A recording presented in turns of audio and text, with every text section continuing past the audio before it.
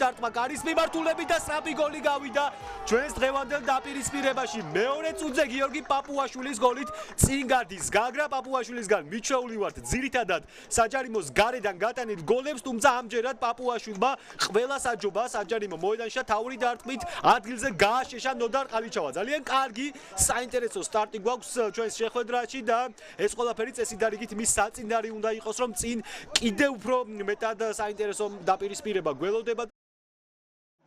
პაპუაშვილი კარგი გადაგიდება, თუ თამაშგარი არ არის პედრო ბორჟესი ერთ-ერთზე მეკარესთან დაარტყა და ყალიჩავამ რა ბურთი მოუგერია. რა ბურთი აუღო ნოდარ ყალიჩავამ პედრო ბორჟეს. დამატებაზეც ცდილობდა ბრაზილიელი, თუმცა გარედან მოარტყა ბურთი ბაძეს. ნუ ეს მომენტი ტურის ჰაილაითებში ნამდვილად შევა. ხედავთ ერთ-ერთზე კარგადაც შეისწორა ბურთი, მაგრამ სად დაუტოვა, როგორ გაიწელა ნოდარ ყალიჩავ. ნადარეიშვილი. საჯარიმოში პასი პაპუაშვილს რა კარგი რა მქონდა ჩაფიქრებული, ბორჟესი დაარტყა.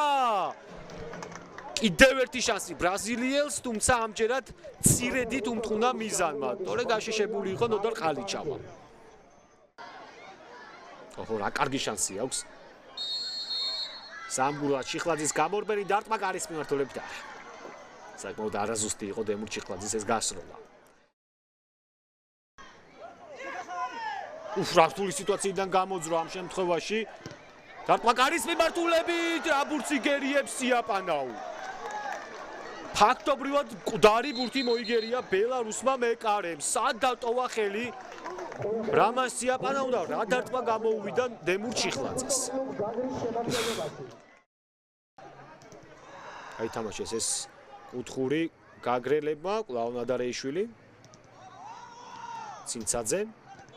რა კარგი გადაცემა ხარებაშვილი დაარტყა და არა. აქ ჩაითვალა ეს გოლი. გაგრა შეიძლება ითქვას, რომ არ მინდა მოვლენებს გაუსწრო, თუმცა მოიგო დღევანდელი შეხვედრა და ხარებაშვილმა პირველი გოლი გაიტანა.